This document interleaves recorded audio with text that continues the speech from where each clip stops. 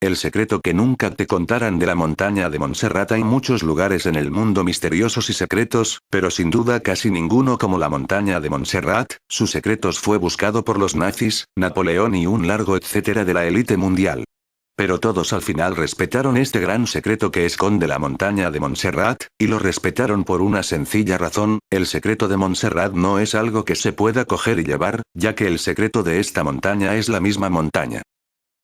En el 1027 se construye el monasterio de Montserrat con un solo propósito: esconder este gran secreto de la montaña de Montserrat, ya que donde está el monasterio están unos túneles naturales que conducen a la montaña hueca de Montserrat. Sabemos que antes de construir el monasterio se exploró estos túneles, como así nos dice la historia. Lo que se descubrió era impresionante y tenía que ser ocultado, y que es lo que se hace siempre para ocultar un gran secreto: construir una iglesia, catedral, monasterio. La iglesia es el poder más fuerte respetado por todos los imperios, incluido el nazismo. Respetó la iglesia. Así que el monasterio de Montserrat se construyó encima de estos túneles que conducen a la montaña.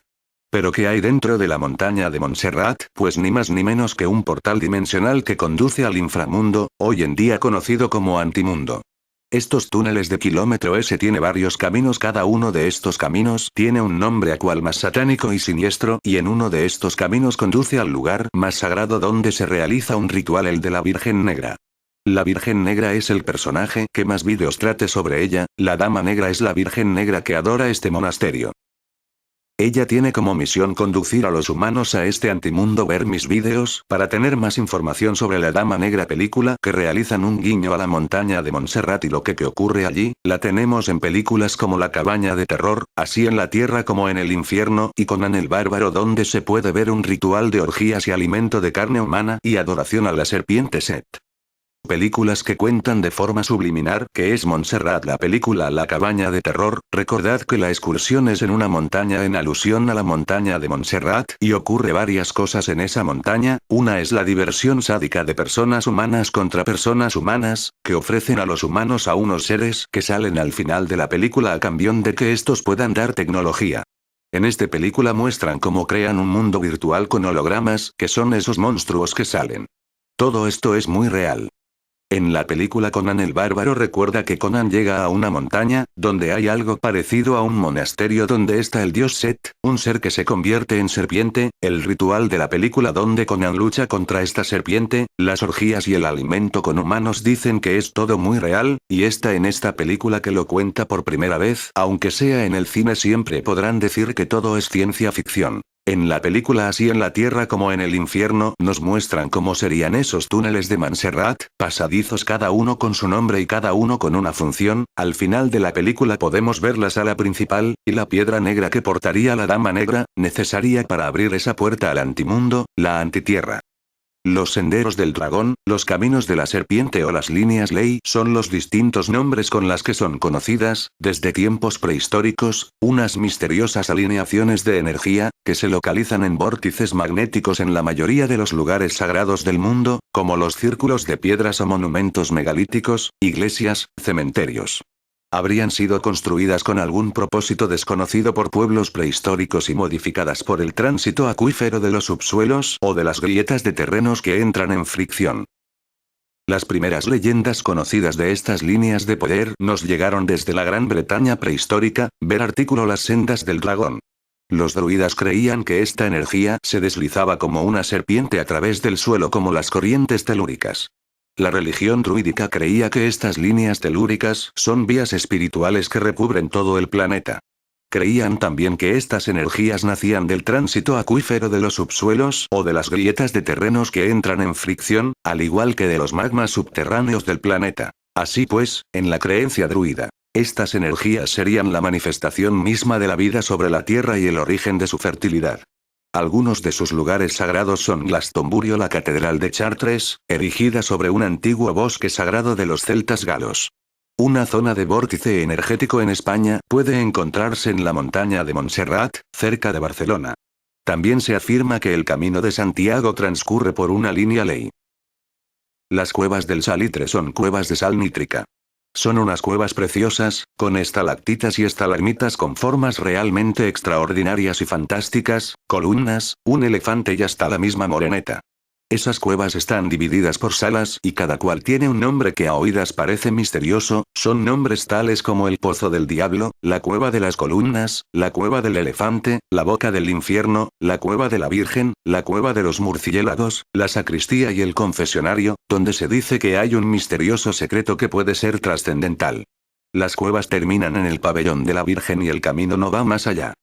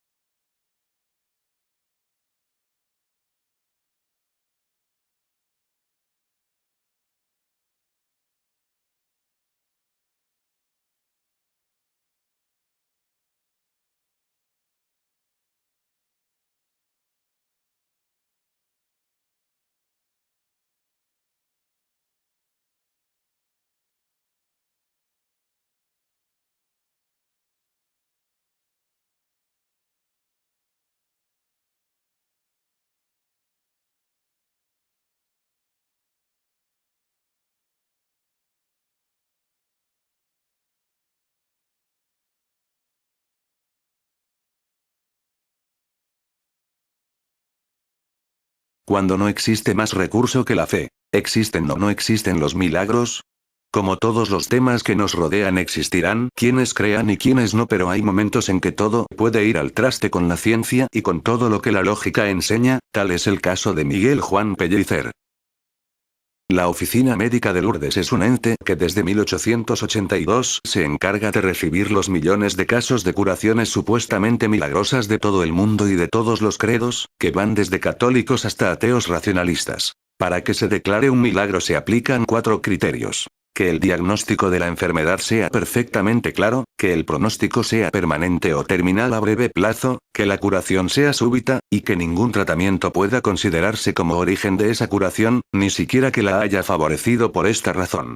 Menos de un centenar de estos casos son verdaderamente aceptados como tales. Pero bien vale decir casi sin temor a equivocarse que ninguno o casi ningún otro tiene las características del de aquel a quien nos referimos y que llevara al propio rey Felipe IV a besar la pierna de un súbdito suyo, como lo confirma la historia. Nuestro protagonista nació en Calanda, Teruel, en marzo de 1617 en una humilde familia de labradores y a los 19 años se traslada a Castellón, a casa de un tío suyo. Según la narración, llevando un día de finales de julio de 1637, un carro cargado de trigo y tirado por 2 mulas, sobre una de las cuales cabalgaba Miguel Juan, cayó este a tierra, pasándole una rueda del carro sobre su pierna derecha y fracturándole la tibia en su parte central. Es trasladado a Valencia e ingresa en el Hospital Real el día 3 de agosto de 1637, según consta en el libro de registro, que aún se conserva. En este hospital solo permanece 5 días, ya que añora sus tierras, por lo que solicita permiso para trasladarse a Zaragoza, y después de casi 2 meses de un tortuoso viaje llega a su destino a primeros de octubre de 1637. La primera visita que realiza en Zaragoza, nada más llegar, es al templo de Nuestra Señora del Pilar, de la cual es muy devoto. Y a continuación es ingresado en el Hospital General de Nuestra Señora de Gracia, allí le atiende el cirujano Juan de Estanga, a la sazón catedrático de Medicina de la Universidad de Zaragoza. Viendo el lamentable estado de la pierna de Pellicer, que se encontraba ya en estado gangrenoso, y tras consultar con los cirujanos Miguel Beltrán y Diego Millaruelo, decide amputarle la extremidad unos 4 centímetros por debajo de la rodilla. Dicha pierna fue enterrada por un practicante en el cementerio del hospital, dentro de un hoyo como un palmo de hondo. Se le dio de alta en el hospital, se le colocó una pierna de madera y se le proporcionó una muleta en la primavera de 1638. Para sobrevivir hubo de recurrir a la limosna en una de las puertas del Templo del Pilar, lo que aprovechaba para oír misa todos los días en la Santa Capilla, a la vez que se ungía con aceite de las lámparas el muñón de la pierna para intentar suavizar el dolor. Esta vida de Miguel Juan duró unos 2 años, ya que decidió volver a su casa de Calanda. En la primera semana de marzo de 1640 inicia su viaje de retorno a Calanda, llegando el 29 de marzo de 1640. Después de una dura jornada de trabajo en su casa, al llegar la noche, y habiéndole preparado su madre una yacija improvisada con un serón de esparto y sobre él un pellejo, al lado del lecho conyugal, debido a que su habitación la empleaba un soldado que se alojaba en su casa, se duerme. Eran aproximadamente las 10 de la noche cuando, según relatan, que entre las 10:30 y las 11 de la noche entran sus padres en la habitación a luz de candil, y perciben una fragancia y olor suave no acostumbrados allí, y al acercarse su madre para comprobar cómo se había acomodado Miguel Juan en el lecho improvisado de aquella noche, lo encuentra durmiendo, pero, según la leyenda local, ve admirada que por debajo de la capa paterna asomaban no uno sino los dos pies cruzados. Sus padres lo despertaron del profundo sopor en que se encontraba. Ya en los primeros momentos, a la luz del candil logran observar la persistencia de viejas cicatrices de la pierna amputada, las cuales eran la de la carreta al pasar por encima, una de un grano mal curado y otra de un perro que le había mordido. Como al momento del accidente el joven aún no había completado su desarrollo, la pierna era un poco más corta que la otra, por lo que se le conoció como el cojo de Calanda. Debieron pasar 2 meses antes que estuviese completamente normal. El día 2 de abril, 5 días después de Miguel Andreu, notario de Mazaleón, levanta acta notarial de tan impresionante hecho. El original de esta acta con todo el protocolo del año 1640, se conserva en el archivo del Ayuntamiento de Zaragoza. El 25 de abril Miguel Juan y sus padres llegan a Zaragoza para dar gracias a la Virgen del Pilar. El Cabildo de Zaragoza remitió al conde duque de Olivares la información del hecho para que, a su vez, la pusiera en conocimiento del rey Felipe IV.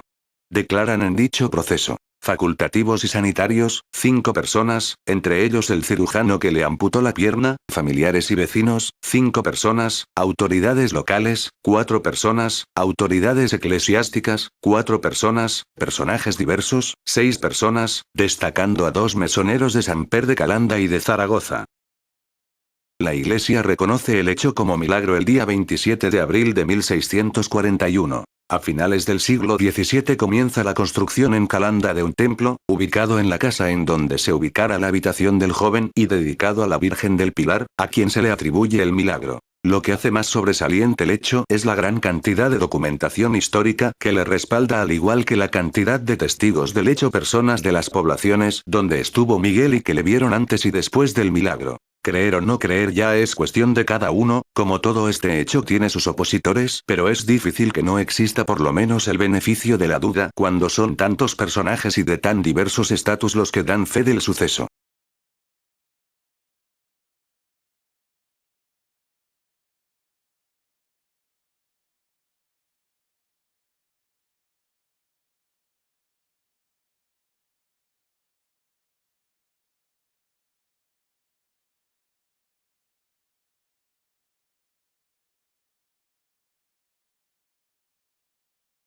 Hace unos días hablábamos en un video del ronquido de Taos, un extraño sonido sin identificar en el desierto de Nuevo México. Hoy tratamos otro tema similar, el blop o slowdown, otro sonido hasta ahora sin fuente conocida que fue grabado en el fondo oceánico del Pacífico Sur en el verano de 1997. El que fue bautizado como blop, fue registrado por una serie de micrófonos submarinos, en algunas ocasiones distantes entre sí por más de 5.000 kilómetros de distancia, que fueron usados durante la Guerra Fría por Estados Unidos para detectar el tráfico de submarinos rusos en el Pacífico Sur. En el verano de 1997, pese a que la Guerra Fría ya se había dado por finalizada, los hidrófonos continuaban siendo usados por NOAA, National Oceanic and Atmospheric Administration, y fue cuando tras una revisión de los registros se encontraron con una serie de sonidos de ultra baja frecuencia lentos y decrecientes con frecuencias que duraban unos 7 minutos. El origen del sonido se ubicó entre las coordenadas 50º centésimo W y 15º centésimo W, pero a día de hoy su fuente emisora continúa siendo todo un misterio. Se ha postulado que el sonido podría provenir de un animal, ya fuere de una especie desconocida de pulpo o calamar gigantesco, o de una nueva especie de ballena gigante aún más grande que la ballena azul. Sin embargo, no existe entre los cefalópodos conocidos ninguno cuya fisiología le permita producir este tipo de sonido. Cavidades rellenas de gas en especial, y un cetáceo más grande que la ballena azul debería subir a la superficie para respirar, con la posibilidad de ser observado. Hasta el presente no ha habido explicación del origen del sonido. Los esfuerzos posteriores para investigarlo han sido infructuosos, ya que no se ha vuelto a oír desde 1997. El punto de origen del Bloop resulta relativamente cercano a la situación de la ficticia ciudad sumergida de R'lyeh, la cual forma parte de la mitología de H. P. Lovecraft, con obras como La llamada de Cthulhu, 1926. Esto ha llevado a muchos de sus seguidores a establecer relaciones entre este fenómeno y la bestia llamada Cthulhu. En la mitología Lovecraftiana el antiguo y enorme Cthulhu fue encerrado en esta mítica ciudad. Las deidades Lovecraftianas, para comunicarse entre ellas, producirían unos sonidos de frecuencias ultra bajas. El Código del Diablo. Existen muchos manuscritos medievales que a día de hoy, y tras numerosos estudios, continúan siendo un verdadero enigma para muchos. Sus contenidos, sus ilustraciones y su historia son sinónimo de misterio. Hablamos hoy del más grande de todos ellos, el conocido como Codex Gigas, libro grande en latín, también conocido como Código o Biblia del Diablo. Características del manuscrito. Lo de libro grande es un título de lo más acertado, ya que el Codex está considerado como el manuscrito más grande conservado de la época. Sus dimensiones son impresionantes. 92x 50,5x 22 centímetros.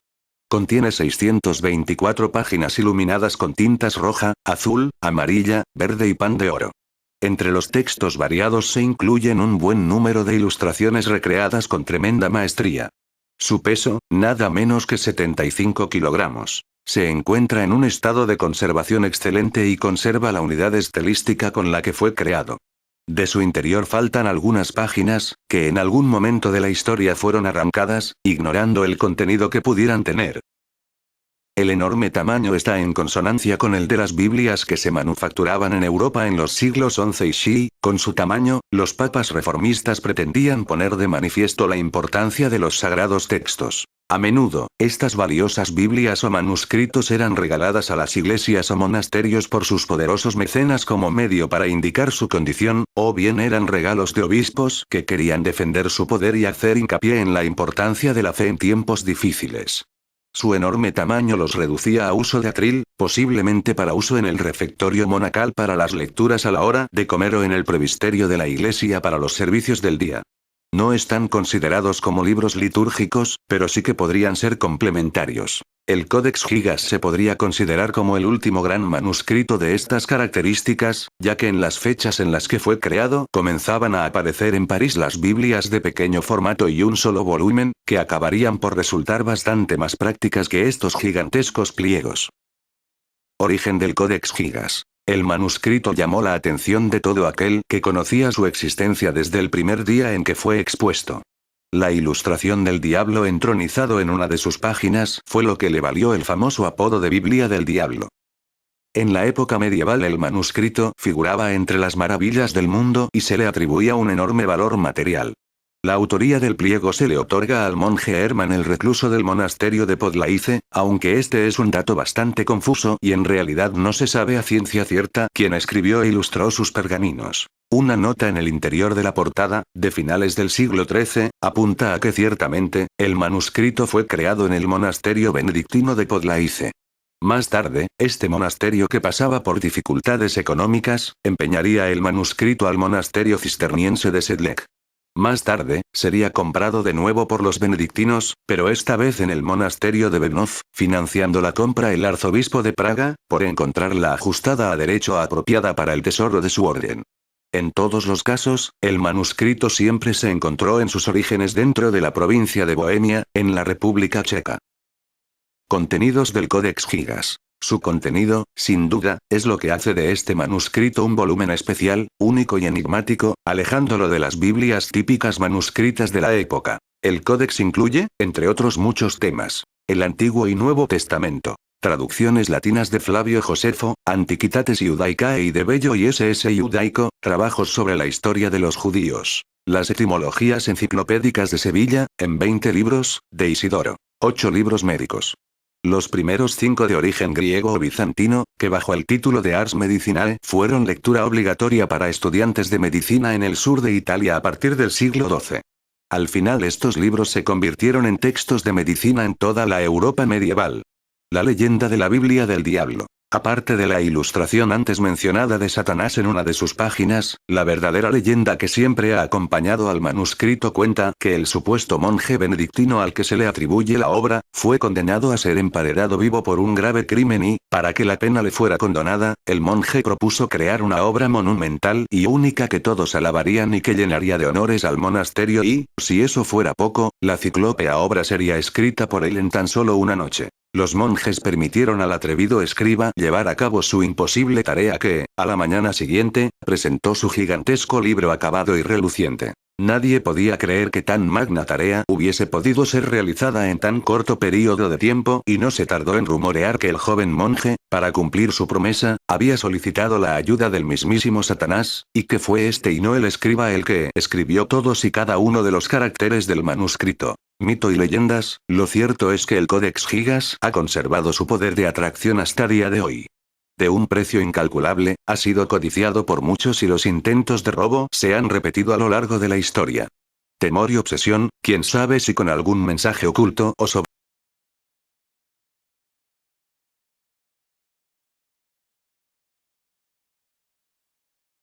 Castillo de Coral de Omestead. El castillo sin princesa. El castillo de coral de Edward Lee Skalnin está considerado por muchos como la octava maravilla del mundo. Desde su construcción, en la década de los 30 del siglo pasado, técnicos y científicos han intentado dar una explicación, sin éxito, de cómo un solo hombre fue capaz de cortar y mover más de 1000 toneladas de roca caliza sin ayuda alguna. El secreto se fue con él a la tumba, pero no son pocos los que aseguran que Lee Skalnin usó las mismas técnicas que los antiguos egipcios usaron para levantar las pirámides. Conozcamos un poco su historia. Edward Lee Skalnin nació en Riga, Latvia, en 1887. Fue un niño bastante enfermizo que no se relacionaba mucho con el resto de niños. Su abuelo le enseñó el oficio de masón, picapedrero, quizás acompañando esos conocimientos de algún pequeño secreto. Pasaron los años, Edward tenía 26 cuando conoció al único y gran amor de su vida, la joven Agnes Scuffs, que tenía 10 años menos que él. Se enamoraron y dispusieron la boda, pero justo el día antes de la boda, Agnes cambió de opinión y abandonó a Edward, que quedó tremendamente desolado. El joven Edward, quizás pensando que la lejanía mitigaría su dolor, emigró a Estados Unidos y tras rondar por algunos lugares durante una temporada acabó por asentarse en Miami. Lejos de olvidar a su dulce 16, como él solía llamar a Agnes, dedicó el resto de su vida a construir un castillo en su honor y en su recuerdo, con la esperanza de que su joven amor volviese algún día junto a él. Su primer castillo lo construyó en Florida City en 1920, utilizando herramientas rudimentarias sacadas de desguaces y vertederos. La piedra coralina o calcárea la sacaba de la misma propiedad. En 1936 compró un terreno de unas 4 hectáreas cerca de Omestead, a unos 15 kilómetros del emplazamiento original. Lee Skalnin era un hombre menudo, de apenas 45 kilos de peso. Y él solo se dispuso a trasladar, piedra a piedra, todo el castillo para volver a construirlo y seguir ampliándolo en su nuevo terreno. Como movió las aproximadamente 1100 toneladas de rocas, que en algunos casos llegaban a pesar 30 toneladas, es todo un misterio. Edward siempre trabajaba por la noche y guardaba un celoso secreto en todas sus actividades. Se dice que para cargar y descargar las piedras, utilizó un rudimentario sistema de poleas y trípodes y que usó un viejo camión para el transporte, aunque en realidad nadie vio cómo lo hizo. En el nuevo terreno, lo primero que hizo para guardar su intimidad, fue construir una muralla que rodeaba todo el recinto. Cada sección de la muralla, formada por bloques de 2,5 metros de altura por 3 de ancho y de lado, pesa unas 60 toneladas. La técnica que usó es una cuestión que todavía fascina a técnicos y científicos. Algunos han bautizado a la construcción con el nombre de el moderno Stonehenge por las proporciones megalíticas que alberga. Unos niños dijeron una vez que vieron cómo Edward transportaba unos enormes bloques de piedra que levitaban literalmente en el aire, como globos de helio. Este dato, junto al generador magnético que inventó, han originado a un grupo de personas que opinan que Edward conocía el secreto de las pirámides y que se valió de la manipulación de los campos magnéticos terrestres para magnetizar las piedras y atraerlas sin esfuerzo hasta su ubicación. Entre relojes de sol perfectos y representaciones del sistema solar, Edward levantó piedras emulando el sistema de construcción de las pirámides o el de Stonehenge. Nunca dio más información al respecto sobre ellas haciendo gala del secretismo, con lo que lo realizó todo en su vida. Al fondo, la piedra en forma de T, es la que Edward llamaba su piedra de Stonehenge, quizás para demostrar que conocía el secreto de este mítico lugar. Otro interrogante es cómo pudo construir y montar la enorme puerta giratoria de la entrada. La puerta consta de un gran bloque de piedra de unas 9 toneladas de peso que descansa sobre otra pequeña piedra cilíndrica que a su vez está engastada en los rodamientos de una vieja rueda de camión. El equilibrio es tan perfecto que la puerta se puede mover sin esfuerzo con un solo dedo. Hace unos años, los rodamientos de la rueda se atascaron por el propio peso y el tiempo. Se necesitó una gigantesca grúa hidráulica para alzar la puerta y poder cambiar los rodamientos. Fue entonces cuando se descubrió la segunda piedra en forma de tarta sobre la que descansaba el bloque principal. Los expertos, un tanto sorprendidos por el hallazgo, hicieron analizar la piedra para ver su composición, llegando a la intrigante conclusión de que los componentes de la piedra eran totalmente desconocidos y que no procedía de la Tierra. Quizás utilizó Edward una roca de origen meteórico. Y de ser así, ¿dónde y cuándo la consiguió? Un nuevo misterio para sumar al conjunto. El generador magnético que inventó Ed y sobre el que nunca le dieron la patente todavía sigue en el lugar. Según él, dicho generador creado a mayor escala podría solucionar todos los problemas energéticos del planeta, pero nadie le hizo demasiado caso pese a que más tarde se ha demostrado que el ingenio funciona realmente. Edward opinaba que absolutamente todo tiene sus polos magnéticos y es susceptible de ser atraído o repelido por otros cuerpos y que generando la corriente o energía necesaria para cada caso todo se podía mover o poner en movimiento. En 1918, cuando Edward inventó este generador, sus ideas podrían parecer un poco disparatadas, pero no olvidemos que hoy en día circulan trenes que levitan sobre sus raíles por las fuerzas magnéticas controladas. En realidad habría aplicado Leibskalnin estos conocimientos para mover todas las rocas de su castillo. Pero no todo en el Coral Castle son misterios y enigmas. El amor que este hombre tenía hacia su dulce 16 está presente en todos sus rincones. Fuentes y jardines adornan todos los recovecos de su peculiar castillo de Agnes. En el centro se puede encontrar su mesa de San Valentín, una peculiar piedra tallada en forma de corazón donde Edward cenaba todas las noches y en la que anotaba cada 14 de febrero que pasaba sin Agnes, observando las flores que crecían en su centro, esas flores que tanto le gustaban a su amada y que desde que fueron plantadas, hace más de 60 años, todavía crecen fuertes y vigorosas. A finales de 1951, Edward colgó un cartel en la puerta que decía «He ido al hospital, no se encontraba bien» y fue con su bicicleta hasta el centro médico para hacerse unas pruebas. Allí entró en coma y falleció a los pocos días. Hoy en día el castillo está en manos privadas y se puede visitar. El castillo está incluido en el Registro Nacional de Lugares Históricos y recibe más de 50.000 visitas cada año. Billy Idol dedicó una canción al desamor de Leibskalnin titulada precisamente Sweet Sexteen. En Pascua se realiza una peculiar gincana escolar donde se esconden más de 3.000 huevos en el jardín. Leibskalnin, que no llegó nunca a completar sus estudios primarios, construyó un generador de corriente alterna, su propia radio y un buen número de relojes de maquinaria perfecta. Levantó un insólito castillo de forma tan insólita que sigue siendo motivo de debate en nuestros días y dejó escritos unos cuantos tratados con sus teorías sobre magnetismo y fuerza que nunca han sido tomados en consideración por la comunidad científica. Un genio incomprendido que se llevó con él ese gran secreto que quizás heredara de su abuelo.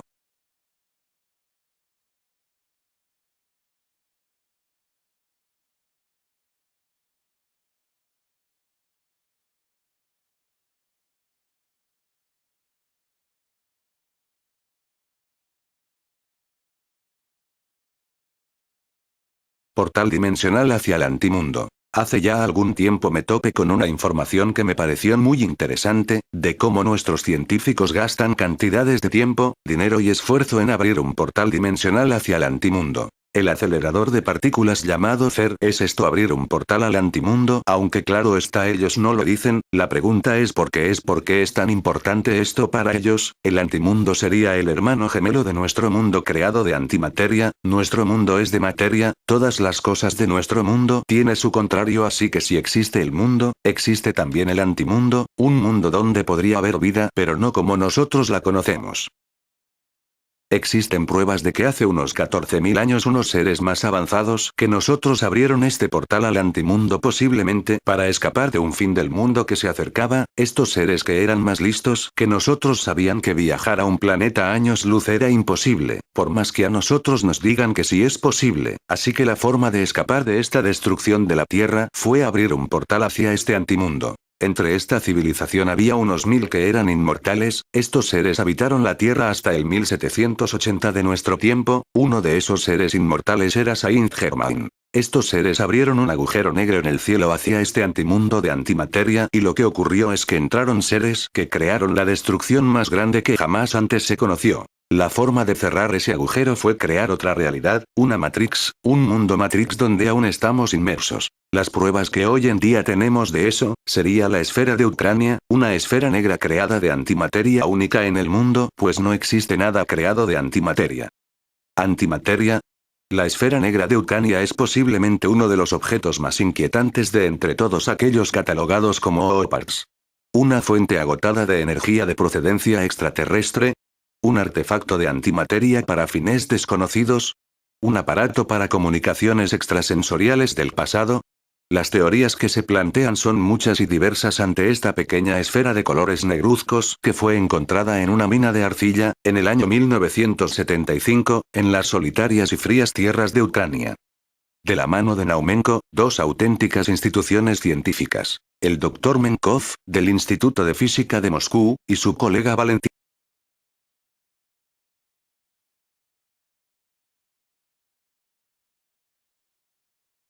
Datos sobre la investigación. La esfera tiene forma ovoide, el eje de simetría mide 8,75 centímetros, y el diámetro perpendicular de mayor longitud es de 8,47 centímetros.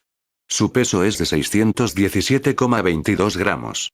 Su densidad, de 1,934 gramos barra centímetro cúbico es inferior a la del cristal, el cuarzo o la obsidiana. El Dr. Formenko llevó a cabo, con una unidad industrial de rayos X RUB 150-300, una radiografía de la esfera, comprobando que el núcleo, semejante a medio nuevo, poseía una densidad menor que cero, es decir, se trataba de una masa negativa. ¿Estaban ante la primera muestra de antimateria de la historia? Durante muchos años, decenas científicos han intentado crear de forma artificial núcleos de antimateria en laboratorios, pero nadie lo ha conseguido hasta el momento. Los datos antes expuestos, unidos a que su supuesta antigüedad, están muy lejos del alcance de cualquier actividad humana, deja abierta la posibilidad de que fuera construida por una civilización desconocida hasta la fecha. Obviamente, si se especula con la probabilidad de que la masa del núcleo sea negativa, los doctores rusos han llegado a plantear la hipótesis de que se trate de un depósito de antimateria, empleado, siempre hipotéticamente, como una fuente de energía. La piedra se sigue estudiando, aunque por el momento, nadie se atreve a dar un veredicto sobre su procedencia o el posible uso que se le diera a este objeto. Todos son suposiciones ante una muestra más, bastante clara, de que hace millones de años, otras civilizaciones caminaban por nuestro planeta. Y si en realidad estamos ante un depósito de antimateria, ¿se podría volver a reactivar en algún momento? O lo que es más inquietante, ¿qué sucedería en este caso? ¿Podría tratarse de un agujero negro que por motivos desconocidos se desactivó, o es posible que fuese dejado a propósito en este planeta con motivos oscuros y desconocidos? Todo un cúmulo de dudas y preguntas, todavía sin respuesta.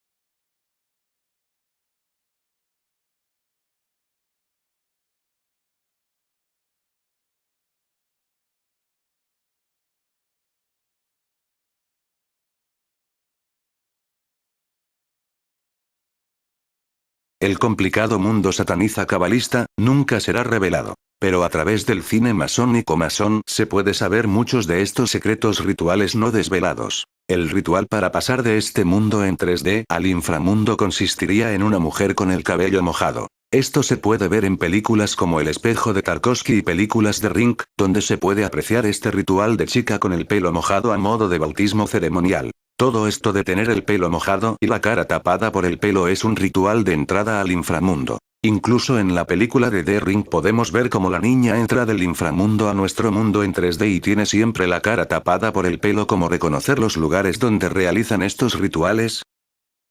La entrada principal es en el segundo piso, el primero o sótano que es oscuro se abre por dentro y nunca por fuera. Esta propiedad propicia que los ritos que se efectúan en la planta baja, de donde se accede a la residencia, estén bajo cubierto. Para llegar al lugar de reunión se debe bajar, nunca se sube, por el interior de la casona. Esto obliga al constructor que debe tener dos cuerpos de escaleras.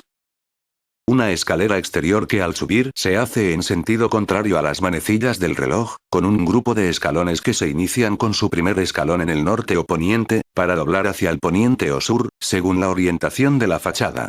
Esta escalera de dos cuerpos, el primero es más corto que el segundo. En la mayoría de los casos las escaleras son de piedra o concreto macizo que asemejan roca. Por debajo de la escalera, se encuentra la puerta al primer piso o sótano, solo se utiliza para salir. Esta propiedad de entrar a la casa desde un segundo piso y nunca subir para salir, recuerda el hecho de entrar al inframundo y nunca salir de él. Cada vez que se acude al sitio, se está entrando en una antesala, se desciende al infierno y se sale de él, sin nunca subir. La escalera del interior no se encuentra en sala o estancia alguna, por lo regular al fondo de pasillos o habitaciones que dificultan el acceso fácil. En algunas casonas no existen símbolos que las identifiquen y solo el desplante de su construcción pueden identificarlas. Sin embargo, proliferan gárgolas, machos cabrios, pentagramas invertidos. Lluvia dorada satánica. Piquet describes a World of Ritual Cleansing Through Immersion in Baterinal Parts of the Art. Piquet describe un mundo de limpieza ritual en agua en todas las partes del mundo, escribe el inocente masón Nick Johnson, que no se entera el tío, de la misa satánica, la media. Atención, esta es la clave del ritual subnormal que han ideado los yayos del Consejo de los 13. Quieren inundar a todos con su vibración del mal.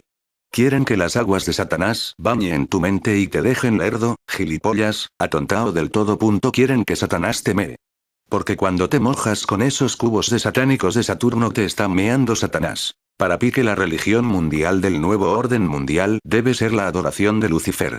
Él diseñó las 3 guerras mundiales y dijo que los masones deben mostrar sus símbolos ocultos en público para demostrar su poder soterrado. De hecho, el símbolo masón de esconderse la mano, en el pecho, simboliza esconder a Jabulón, a Lucifer. El bautismo no es de origen cristiano, existía antes de Cristo. San Juan bautizó a Cristo, y San Juan era Oanes, dios Anunnaki y Gigio reptiliano. El Papa es uno de los 7 Igigis que dominan el mundo. El bautismo es de origen Anunnaki y se practica en todo el mundo. La masonería es también Anunnaki y de ahí vienen los rituales de bautismo masones, como el ritual de la adopción del Ubetón. Bautizarse o impregnarse de auga es un ritual ancestral de magia y blanca y magia negra. Es practicado por cristianos con el bautismo del Anunnaki Oanes o San Juan Bautista a Cristo, judíos con el mikvah, el gus del Islam, el misogi del shintoísmo japonés, el baño en el Ganges de los hindúes. El ritual varía por logias, pero suelen usarse 3 velas, vino, miel, agua, nivel, escuadra y mandil, leche y sal. El agua derramada en las manos u otras partes del cuerpo significa la purificación masona. El chorro de Enki. El nivel del albañil masón se pone en la cabeza del niño y la escuadra en la frente o el corazón. En el caso del Bouquet Challenge, el nivel está representado por el cubo de agua. El cubo también representa a Satanás, a Saturno. El culto al cubo es repetitivo en los Illuminati. En los centros de los Rockefeller o bancos o en el NI, Inteligencia Española, aparece cubos. Los cubos de hielo representan el cubo a Saturno, a Satanás. Te bañan de mal, de Satanás, de Saturno. El culto al cubo aparece en el color negro de los curas y los rabinos y los gorros de rabinos en forma de cubo. Nosotros siempre probamos todo con pruebas, con imágenes. Y una imagen vale más que 1000 palabras. La última moda solo puede ser un pasatiempo de los que se creen amos. Como siempre. A nadie por sí solo se le ocurriría una campaña viral como la de echarse hielo o prenderse fuego. Hay miles de millones de borrego Matrix perdidos que hacen todo tipo de tonterías, pero aún así no son tan tontos ni tan listos de hacer algo tan mundialmente organizado. Normalmente estos rituales, modas, bailes suelen ser adoración a Satanás y rituales masones. Todo en uno. Esta recurrencia de bañarlas o relacionarlas con agua es típico de programación Ultra, como hemos demostrado con las fotos de Demonina, Jolie, Marilyn, Rima Rana, Lady Gaga o Chichi Minaj. Estas marionetas no fallan en toda la propaganda de los estafadores del diablo. No cuela. No te creas nada ni practiques ningún ritual o moda que te vendan en internet, menos para donar a la farmacia, que ya sabes lo que va a hacer con la pasta. En la era de Acuario los Illuminatis quieren bañarnos, inundarnos con el Nom. El agua es el reino de Enki, a menudo asociado a magia negra y al demonio, al igual que su hermano Enlil y su padre Anu y su hijo Marduk. Esto es así porque los creadores de la magia negra fueron los Anunnaki sumerios y los reptilianos Chitauri con el vudú africano. Este es todo el misterio del ritual. Prenderse fuego es culto al infierno y bañarse, el bautismo masón de Satanás que el padre masón Albert Pike dijo que se debería practicar en todas las partes del mundo. Ahora con los más mierda e internet, los Illuminati simplemente cumplen uno de los muchos planes chorras de esta chalao, referencia canónica para la psicopatocracia Anunnaki. El cubo tanto como recipiente de agua o sangre es usado en los rituales satánicos y masónicos de alto grado. Eso es lo que simboliza el agua. Te bañas en la sangre de las víctimas de Satanás. Los borrego Matrix son claramente víctimas, corderos que van sonriendo y haciendo bromas al matadero. En definitiva, lo de quemarse y echarse el cubo a la cabeza con hielo es simbología masona y satánica, un bautizo inconsciente siguiendo los dictados de un ritual francmasón a Saturno. Se están riendo de ti. No les sigas el juego. Nunca van a hacer nada por tu beneficio y son los hijos de Satanás, por eso el mundo actual es una porquería para los borrego Matrix que se tragan la Matrix que les venden y bailan al son de los psicópatas. Con los famosos MKUltra y los eugenistas que hacen el ritual ya tienes bastante. Es cierto que mucha gente famosa lo hace sin darse cuenta o inocentemente lo hacen creyendo que ayudan a una causa benéfica. Pero ahí muestro grabados de un monstruo demonio duchando a una víctima, en una obra de hace siglos o la imagen de la tortura de hielo a un esclavo por un negrero. Es lo mismo. Solo que el borramatrix es ignorante y le engañan siempre como a un chino. Como un chino nace, se reproduce y se muere en la miseria más absoluta, después de vivir como un robot, sin saber que vino a la Tierra para ser nada y más y nada menos que infinito. Cuando despiertes, los sabrás y con estas chuminadas solo quieren tenerte entretenido y distraído. Satanás es ahora el amo de los más mierda, lo cual quiere decir que es el amo del mundo. De eso no queda ninguna duda.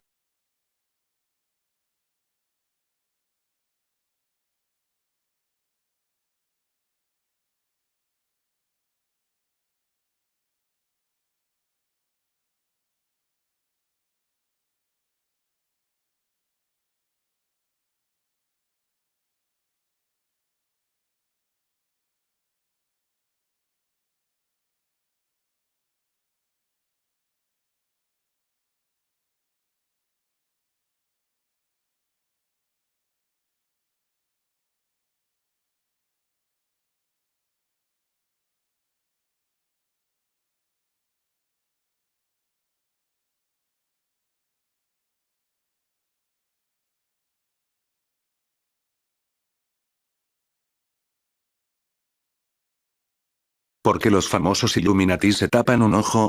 Porque los ojos son el reflejo de nuestra alma, y ellos ven de la mitad de su alma a Lucifer, por ello taparse el ojo es una ocultación de lo que no quieren que veas.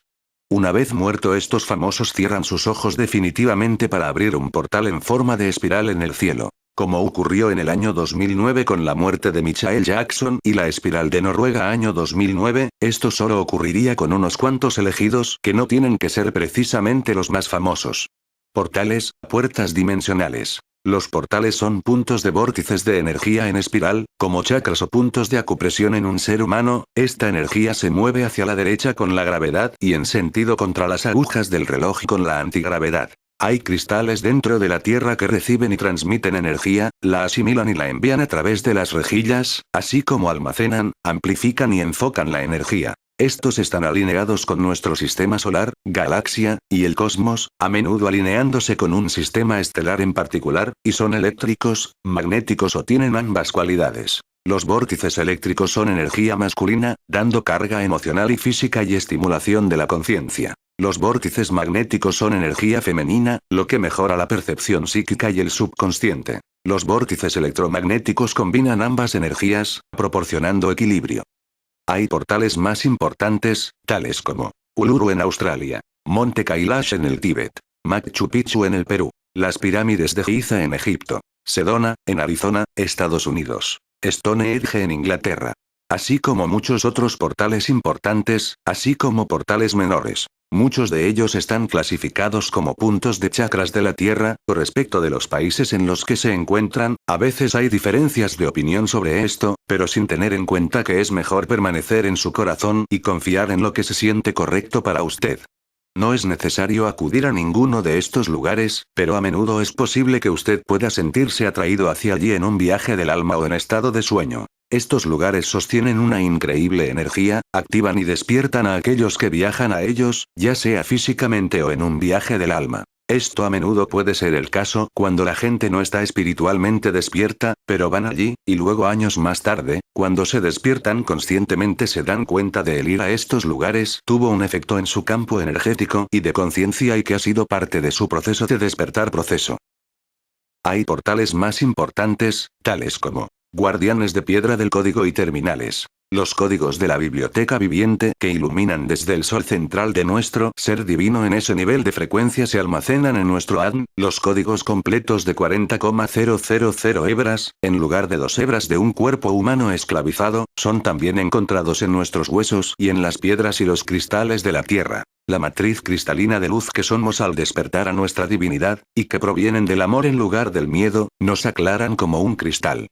Cuanto más claros seamos, más capaces seremos de acceder a todo el espectro de la codificación de colores del ADN a nuestro cuerpo crístico de luz. Recordamos a nuestros seres multidimensionales y el propósito superior de estar aquí en la Tierra. Abrimos nuestra conciencia y la expandimos, teniendo visión interior, conexión telepática, conciencia de otras dimensiones y mundos, y una clara percepción de las energías con las que trabajamos, o hacia las cuales nos estamos trasladando. Las rocas y las piedras también sostienen los códigos del plan divino, como lo hacemos nosotros. La Tierra fue sembrada desde innumerables galaxias y las civilizaciones, y toda la información fue almacenada en la Tierra, en roca y hueso, y nosotros, como seres humanos, tenemos la llave para la puerta de entrada de nuestra propia divinidad. Somos seres muy increíbles y nuestra genética, cuando está activada es increíble. Cuando venimos del amor que somos, nos damos cuenta que somos un holograma y que hemos creado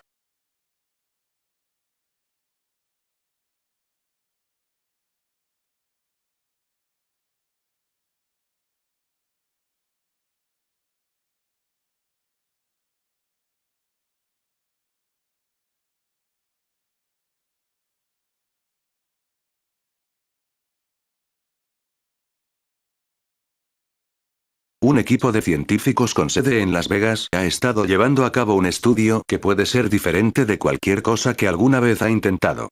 La investigación se centra en un rancho en Utah rural donde, desde hace 50 años o más, se ha reportado la actividad paranormal, incluyendo los ovnis, Bigfoot, animales mutilados y duendes. Algunos lo llaman el rancho Skinwalker. Aquí la info. Gregory Todd es uno de los cientos, si no miles de residentes del noreste de Utah que han visto objetos extraños, los llamamos ovnis, desde sus hogares en los últimos 50 años. La cuenca de Utah también ha sido un semillero de actividad extraña, incluyendo encuentros con Bigfoot y animales mutilados. En una cuenca conocida por una serie de fenómenos inexplicables, el epicentro de alta extrañeza parece ser una extensión pintoresca conocida por muchos como Ranch Skinwalker. Los nativos americanos que viven cerca de la propiedad asesoran a los miembros a mantenerse al margen, porque, según ellos, este es el camino de la Skinwalker, una fuerza maligna. La última familia en vivir en este lugar duró solo 20 meses. Desde el primer día, en 1994, que fueron aterrorizados por una inteligencia invisible que juega juegos de mente con ellos, figuras en la sombra dentro de su casa, objetos que se movían solos, sus propias voces sin cuerpo, y las cosas malas que sucedían a sus animales, desde vacas y toros que han desaparecido, a otras que fueron talladas con precisión quirúrgica, en plena luz del día. Un lobo gigante que atacó a uno de sus terneros fue seguido por el barro, pero las pistas se esfumaron en el mismo, solo se detuvo como si el animal se había evaporado en el aire. 3 perros fueron vaporizados después de estar un rato persiguiendo orbes azules de la luz en el pasto. En 1995, la hacienda llegó a la atención del NICS, el Instituto Nacional para Discovery Science con sede en Las Vegas. NICS, su dueño es Robert Bigelow, a no olvidarse este nombre, compró la propiedad y comenzó un estudio científico sin precedentes. Puestos de observación fueron construidos. Las cámaras de video fueron instaladas y puestas en funcionamiento. Personal científico y ex representantes de la ley estaban en la propiedad 24/7 durante 8 años consecutivos. Dr. Colm Kelleher encabezó el estudio NICS. Dr. Colm Kelleher dijo: es probable que tengamos, si se cuentan todos los incidentes pre-NICS y post-NICS, cerca de 100 incidentes diferentes. Si nos fijamos en todos ellos, la única cosa que salta a la vista es la forma en que son irreproducibles. En otras palabras, a nada le ha pasado lo mismo. Los científicos se pasaban todas las noches en la oscuridad y fueron testigos de decenas de ovnis y bolas impares de la luz. También encontramos grandes animales desconocidos, incluidos los surgidos de los túneles de luz en el campo. Lo que se ha demostrado difícil de alcanzar. Las cámaras que se instalaron sobre postes telefónicos fueron atacadas y desmanteladas, pero lo que sea que fuera que las atacara, era invisible. Dr. Colm Kelleher dijo: se verificaron las marcas de tiempo en este polo frente al otro. Vimos cuando la cámara se quedó sin electricidad y no había nada en la cinta. Debería haber habido algo visible ya que el rango de estas cosas es bastante bueno.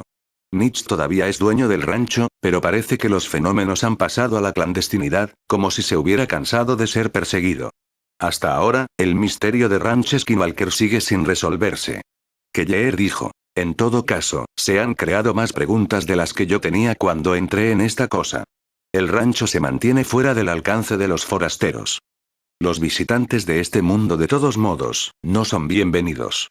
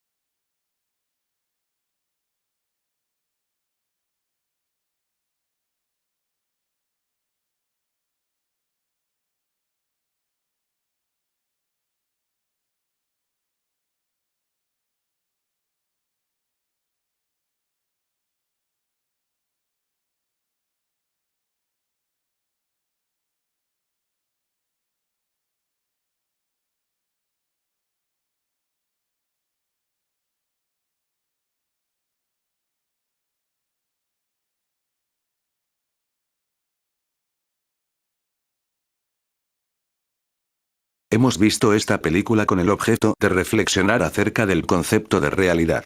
En clase hemos indagado sobre el espiritualismo y el materialismo, el idealismo y el realismo y ya sabemos algo de lo que plantearon sobre esta cuestión autores como Platón, Aristóteles, Descartes, Hume, etc. Esta película se puede comentar en clave metafísica partiendo de esos conocimientos pero también se puede comentar desde otros puntos de vista. Propongo varios. El paralelismo entre Matrix y el cristianismo, Neo como Mesías elegido, Trinity como Padre que resucita al Hijo, Morfeo como Juan Bautista que espera a Cristo, etc., la conexión entre Matrix y la cultura griega, el oráculo, Morfeo, el destino inalterable, etc., la relación entre Matrix y la cultura budista y Zen, por ejemplo esto se observa en algunos consejos que vemos a lo largo de la película. No pienses que puedes, hazlo o bien la cuchara no existe, tú eres la cuchara, la reencarnación, etc.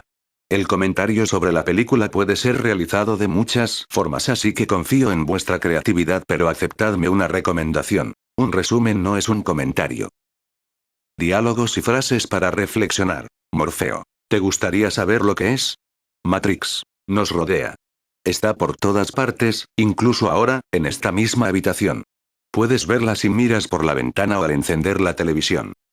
Puedes sentirla, cuando vas a trabajar. Cuando vas a la iglesia. Cuando pagas tus impuestos. Es el mundo que ha sido puesto ante tus ojos para ocultarte la verdad, Neo. ¿Qué verdad? Morfeo. Que eres un esclavo. Neo.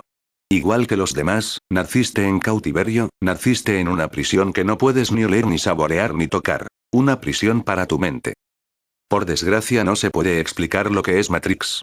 Has de verla con tus propios ojos. Esta es tu última oportunidad. Después, ya no podrás echarte atrás. Si tomas la pastilla azul. Fin de la historia. Despertarás en tu cama y creerás lo que quieras creerte. Si tomas la roja. Te quedas en el país de las maravillas y yo te enseñaré hasta dónde llega la madriguera de conejos. Recuerda, lo único que te ofrezco es la verdad. Nada más. Sígueme. Morfeo, ¿qué es real? ¿De qué modo definirías real? Si te refieres a lo que puedes sentir, a lo que puedes oler, a lo que puedes saborear y ver, lo real podría ser señales eléctricas interpretadas por tu cerebro. Cifra. ¿Sabes? Sé que este filete no existe. Sé que cuando me lo meto en la boca es Matrix la que le está diciendo a mi cerebro. Es bueno. Después de 9 años, ¿sabes de qué me doy cuenta? La ignorancia es la felicidad. Smith. Entonces, tenemos un trato. Cifra. No quiero acordarme de nada. De nada. ¿Entendido? Y quiero ser rico. No sé, alguien importante como un actor. Smith. Lo que usted quiera, señor Reagan. Cifra. Está bien. Devuelve mi cuerpo a una central eléctrica, reinsértame en Matrix y conseguiré lo que quieras. Smith. ¿Alguna vez la ha mirado fijamente maravillándose de su belleza, de su genio? Millones de personas viviendo sus vidas inconscientes. Sabía que la primera Matrix fue diseñada para ser un perfecto mundo humano donde nadie sufriera, donde todo el mundo fuera feliz. Fue un desastre. Nadie aceptó ese programa, se perdieron cosechas enteras. Algunos creían que no teníamos el lenguaje de programación para describir su mundo perfecto. Pero yo creo que, como especie, los seres humanos definen su realidad con la tristeza y el sufrimiento. Así que el mundo perfecto era un sueño del que sus primitivos cerebros querían constantemente despertar. Por ese motivo Matrix fue rediseñada así, en el apogeo de su civilización. ¿Ha oído bien? Su civilización, porque cuando empezamos a pensar por ustedes, en realidad se convirtió en nuestra civilización y claro, como imaginará es de lo que va todo esto. De evolución. Morfeo. Evolución. Como el dinosaurio. Mire por esa ventana. Su época ya pasó. El futuro es nuestro mundo, Morfeo. El futuro es nuestra época. Smith. Quisiera compartir una revelación que he tenido desde que estoy aquí. Esta me sobrevino cuando intenté clasificar a su especie. Verá, me di cuenta de que, en realidad no son mamíferos. Todos los mamíferos de este planeta desarrollan instintivamente un lógico equilibrio con el hábitat natural que les rodea. Pero los humanos no lo hacen. Se trasladan a una zona y se multiplican y siguen multiplicándose hasta que todos los recursos naturales se agotan. Así que el único modo de sobrevivir es extendiéndose hasta otra zona. Existe otro organismo en este planeta que sigue el mismo patrón. ¿Sabe cuál es? Un virus. Los humanos sois una enfermedad, sois el cáncer de este planeta, sois una plaga. Y nosotros somos la cura. Morfeo. ¿Alguna vez has tenido un sueño, que pareciera tan real que no lo puedes distinguir de la realidad? Y si no pudieras despertar de ese sueño, ¿cómo sabrías que estás soñando? Morfeo. Desde sus inicios, la humanidad siempre ha dependido de las máquinas. El destino, al parecer, no está carente de cierta ironía. Ratón. ¿Sabes a lo que realmente me recuerda? Refiriéndose a la comida que tienen en la nave al trigo rico, ¿alguna vez lo probaste? Interruptor. No, pero técnicamente tú tampoco. Ratón. Y a eso me refiero exactamente. Porque si te preguntas, ¿cómo sabrán las máquinas a qué sabía en realidad el trigo rico? Quizás se equivocaron. Yo creo que el sabor del trigo rico era en realidad el sabor de la avena o quizás del atún. Eso hace que te plantees cosas. Piensa en el pollo, por ejemplo, a lo mejor no supieron concretar a qué sabía el pollo y por eso hay tantas cosas que saben a pollo. Morfeo. Tarde o temprano entenderás la diferencia entre conocer el camino y andar el camino.